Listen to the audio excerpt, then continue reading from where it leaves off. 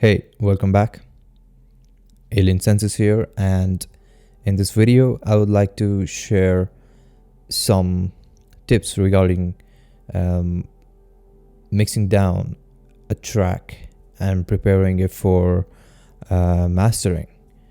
So this is part 2 of 3 from the series How I Make Abstract Music. So I highly suggest that you watch part 1. I will link the video in the description down below.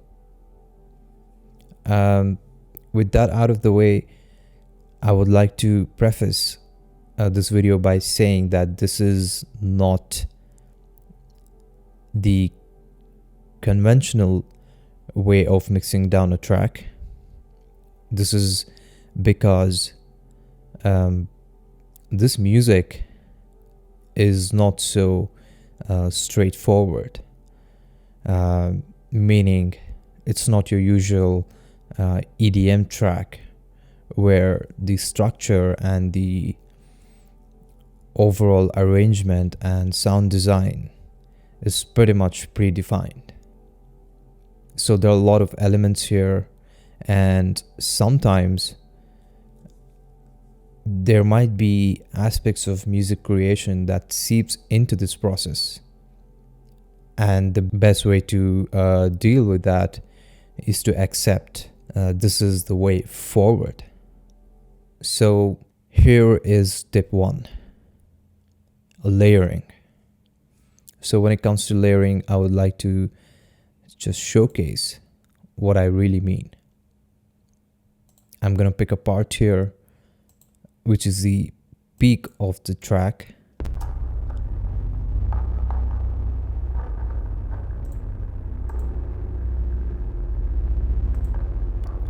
I'm gonna turn off the return channels for now.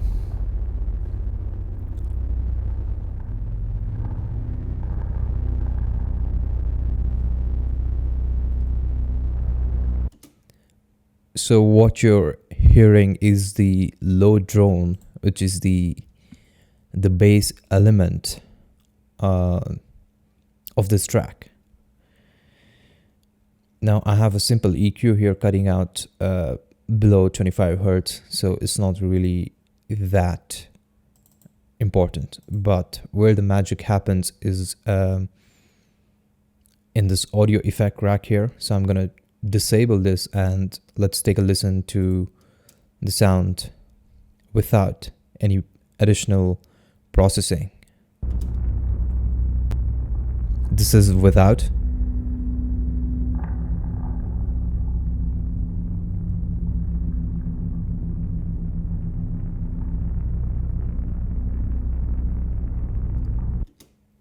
And this is with the additional sound processing.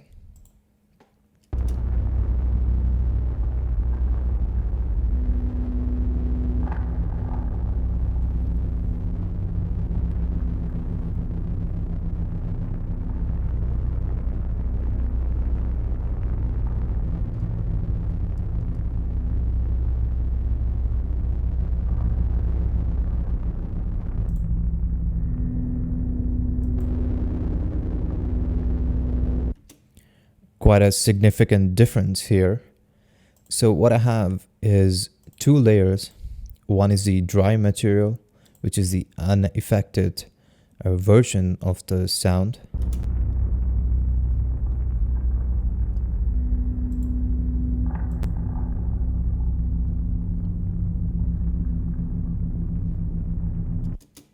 So when I was mixing down the track, I thought that this sound here needed more distortion, and obviously I cannot go back into the first project and fix that, because this the way I work is very destructive, meaning that whatever I have in a project, I print it down into stems or a single audio file and import it into another project and start working on it and start manipulating the audio. So this is the dry part of the sound. and this is the wet part of the sound.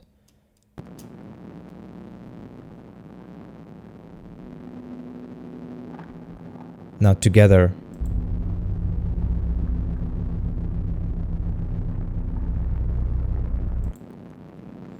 So what's really happening here is I have a distortion unit. This is a free plugin by Melda. I'm using a preset here, and probably I would have changed the dry value and the dry wet value here. I'm not really sure, but you can just mess around and see where that leads you. So there's a distortion unit and there is an erosion plugin. So I'm gonna disable. This is dry. This is what it sounds like with the distortion. And this is with the erosion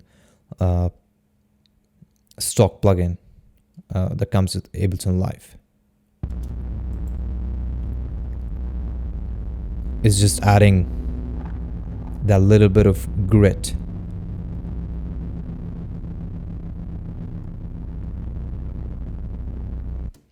Now, since I do not want any low end from this, I've just added an auto filter here to remove the lower end of the spectrum.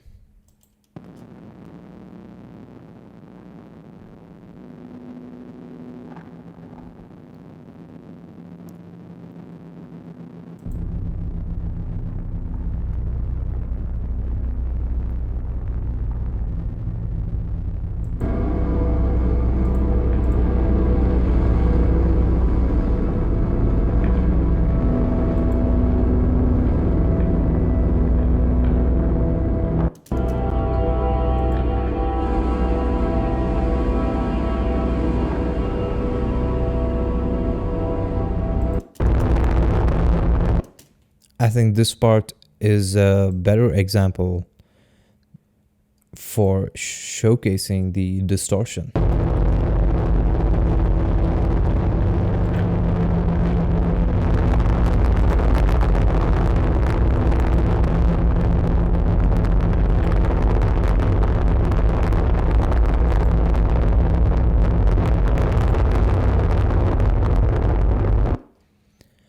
As you can hear, there is some change when I disable this audio effect rack here.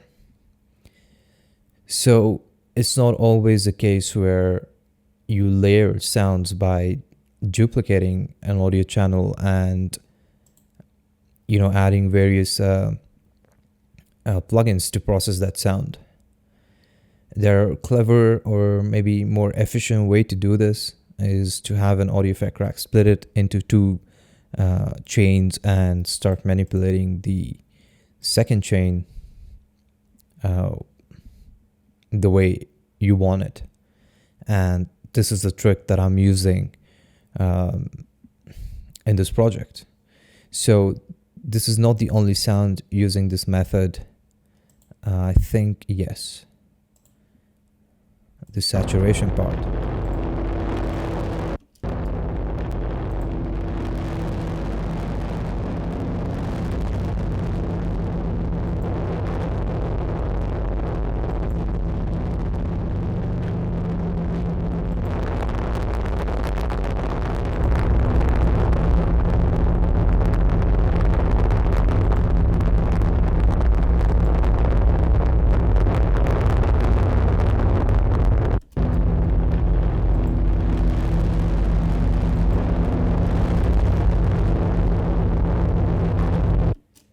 So I'm using the same method that I use here to process the sound, and you can hear the difference that it makes.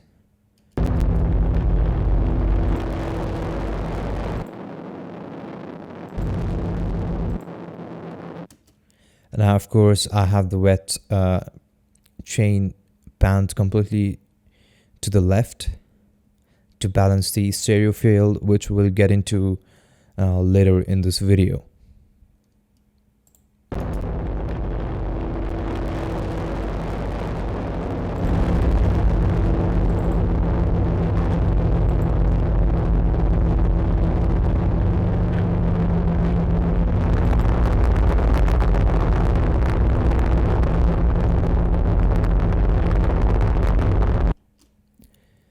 So there you go with layering. Instead of using multiple audio channels, you can use an audio effect rack and create multiple chains of that audio and start to process them individually to get the sound that you want. Now, this is the second tip.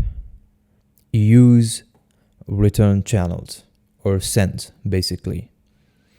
So what I found when I started to play around with this track here in the Mixdown process, I found that it needed more space and a little bit of compression, like overall compression for the entire track. So what I'm doing here is I'm using the return channels here, that is A and B.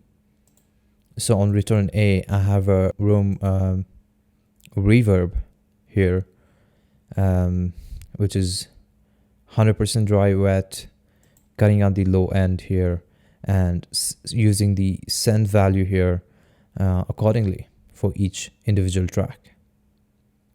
So this is what the room reverb sounds like.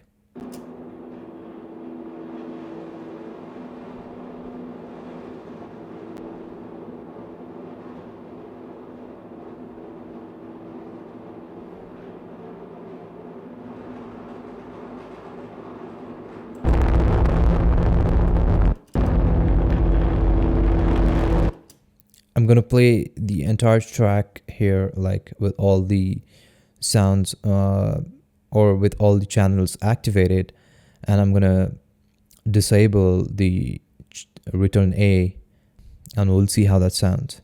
So let's A/B this.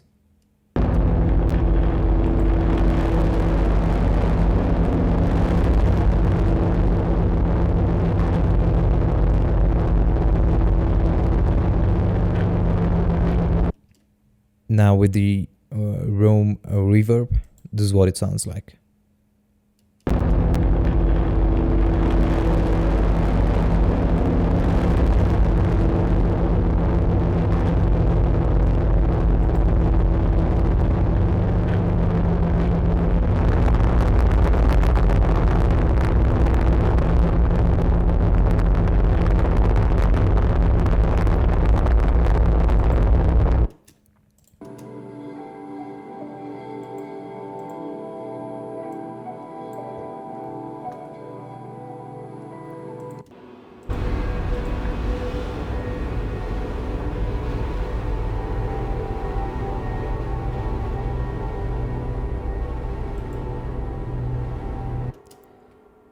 It's adding a little bit of space. The change is very minor, but I think it adds to the music. Now the second return channel is a compressor.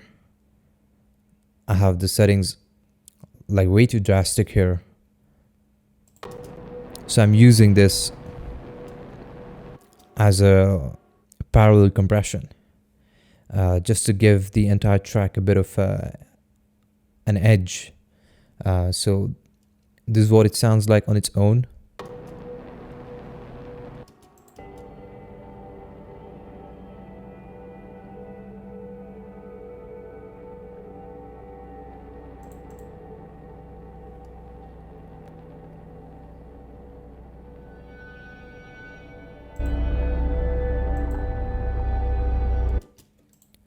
So I'll play the whole thing and, let's A/B this and we'll see how this adds to the track.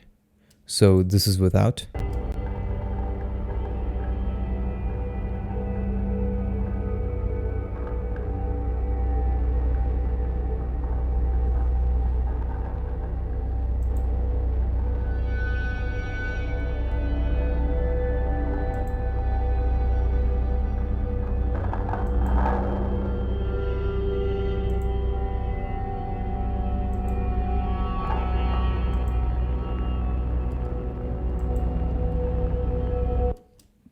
It's a gentle compression, obviously, because the sends are not dialed up to the maximum.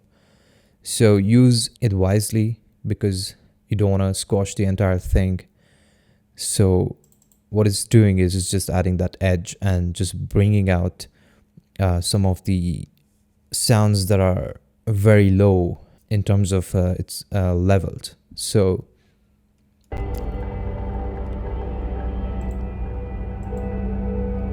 it's giving that tad bit of energy, and kind of helps, in traditional Mixdown process, you would have probably you would take care of these things in the production stage, where you're designing the sound and mixing and making sure it gels with the other part.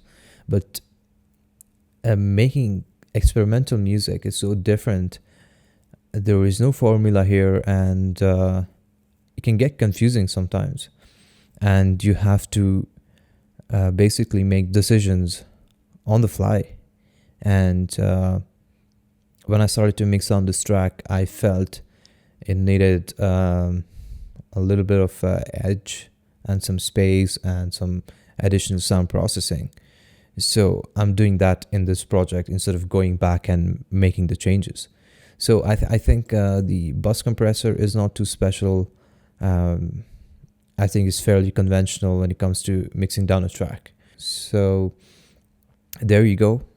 This is the second tip, where you can use written channels to enhance the track.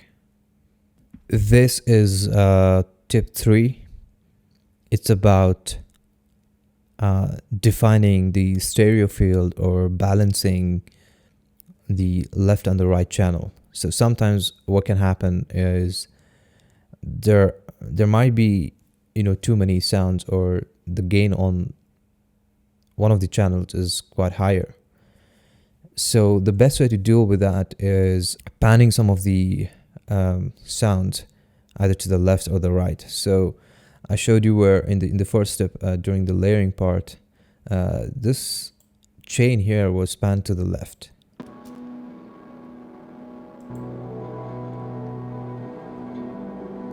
And there is a reason why, because if I had left it at the center,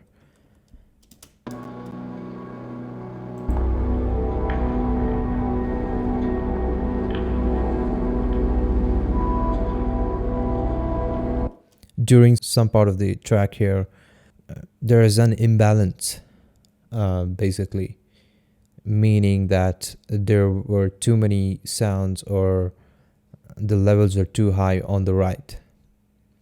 So there were some decisions that were being made on the fly, and this is what I decided, where I panned this chain towards the left, or completely towards the left.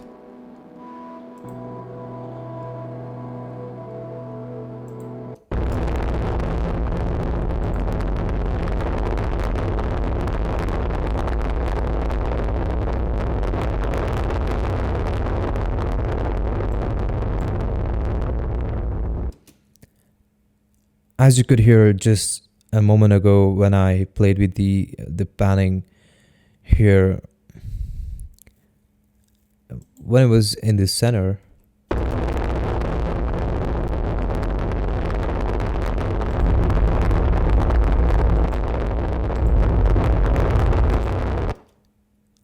it's kind of feels monotonous. But if I had to pan it towards the left, or maybe even to the right,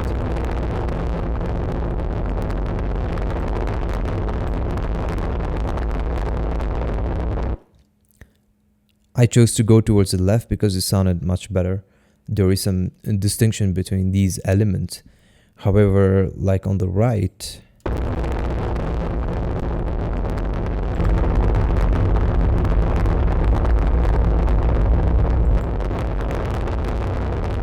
it seems like there's a lot going on the in the right channel. So that's one of the reasons why I panned it completely towards the left, to define the stereo field and balance the left and the right channels.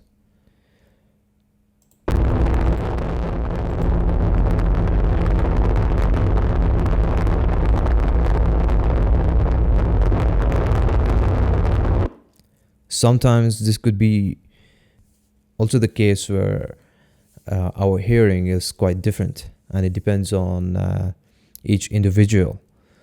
So yeah, take that into account and make the decisions. I felt that placing it on the left channel made more sense in this case, in this scenario. So that is why I panned it towards the left. Now you might see that some of these elements are also placed on the left, and the others are centered fairly centered, because I think in my previous video, or in the first project, I took care of most of the panning and the stereo field definition. However, if you feel the need to balance the left and the right channels in the mixdown process, please feel free to go ahead and fix that, especially when it comes to experimental and abstract music. This is tip 4. This is about saturation and the aspect of physicality when it comes to making this type of music. So there are times where you make ambient music or experimental music that lacks that certain kind of energy, and sometimes you don't know why. Maybe that's because the track was made completely in the box and using the VSTs and stuff like that. So it could be the case where there's not much physical energy injected into that, meaning if you record some of the instruments live in a setting, in a room, and you record it, what happens is that the room sound is captured along with the instrument. So there's a lot going on there, and sometimes people do use power amplifiers, tape machines, tape saturations, and stuff like that, which gives the audio a lot of energy. And the way to do it here is by using the tools that you have at your disposal. So right now I'm just completely in the box, and I have a few plugins that I use to just inject a little bit of physicality into this. So one of them is the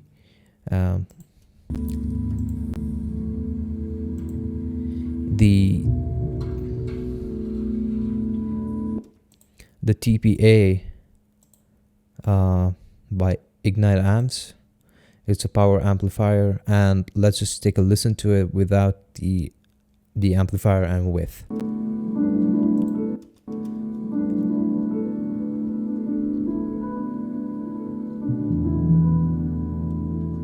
This is without the power amplifier.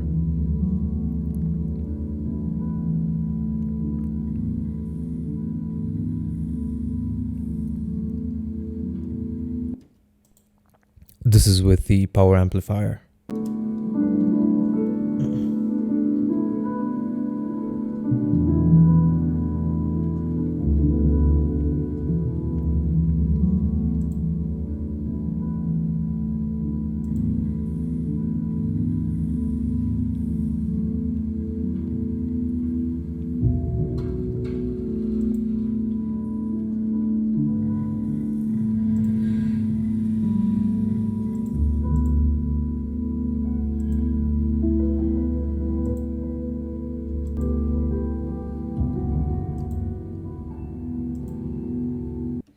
As you can hear, it adds that energy into the sound, and this is one way to do it, is to simulate reality.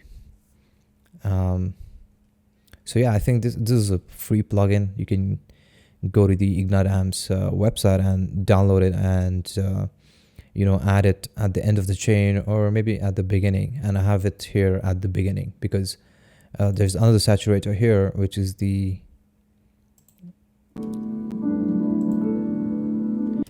tube amp by Voxengo.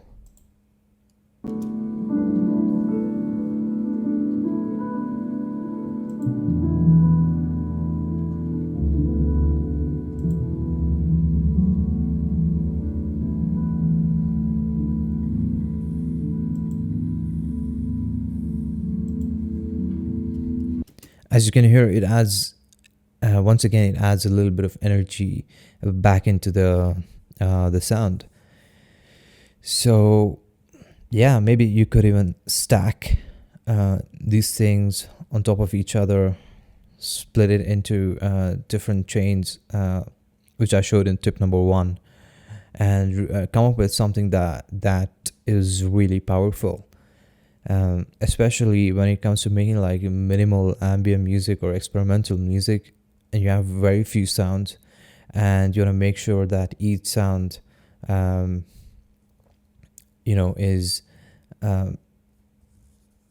like really powerful.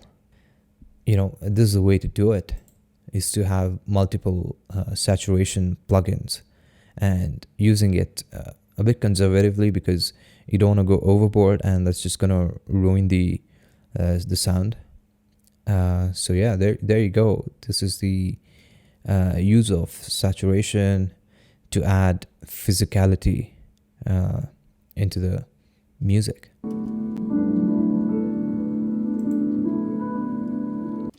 Now I've been using the TPA and the tube amp on every track here, just making sure that each of these tracks sound the best.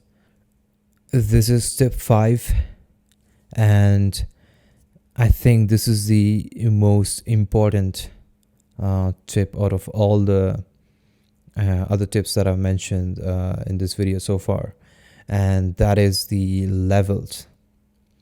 So if you have researched or surfed online about mixing down the track, you'll hear all these professionals talking about the right levels, and I think that is very true, and there's a reason for why every professional in or every audio or mixing engineer recommends that you balance out the levels, because having each instrument at their optimal volume level, it means that it is more balanced and it sounds good to the ear. So try your best to play with the levels. You could do that at the beginning or at the end, and as you can see, I have these tracks. Basically I'm using the faders in the session view here, and basically listening to a part of this track and just bringing down the fader and bringing up the fader depending on how I want the track to sound. So sometimes you could go overboard with the low end, or maybe with the other textures in the higher end spectrum. Just play with the faders and see where that leads you. And I think this is, although it may be a bit objective, I find that playing with the faders and the levels here is more subjective. It's up to you, it's up to the artist, and what you're really making here. So I also balanced out the levels for the return channels, which I highly recommend, because if you just leave it at 0, you might end up just adding so much into these channels, and that can interfere with the overall message and the music, basically. So yeah, just balance out all the faders and you're good to go.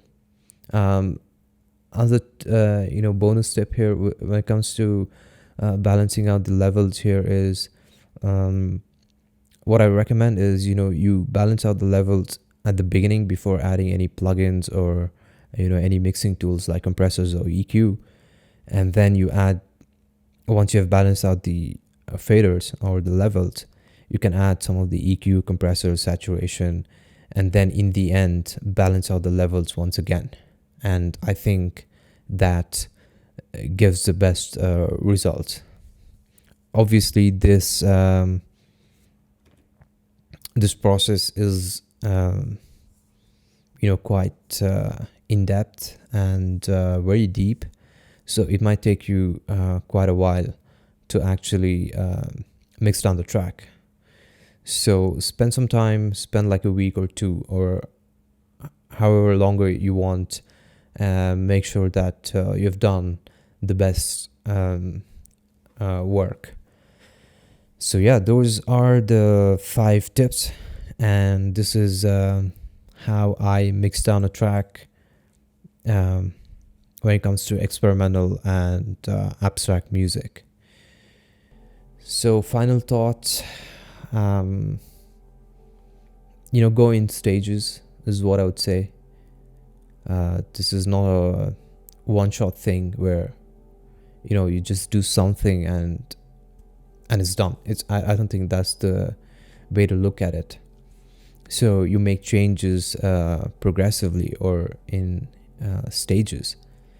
So sometimes what I do is deal with one sound, add the plugins or sound processing here and just see how that sounds, and then I'll move to another sound, and keep doing that, and just tune it.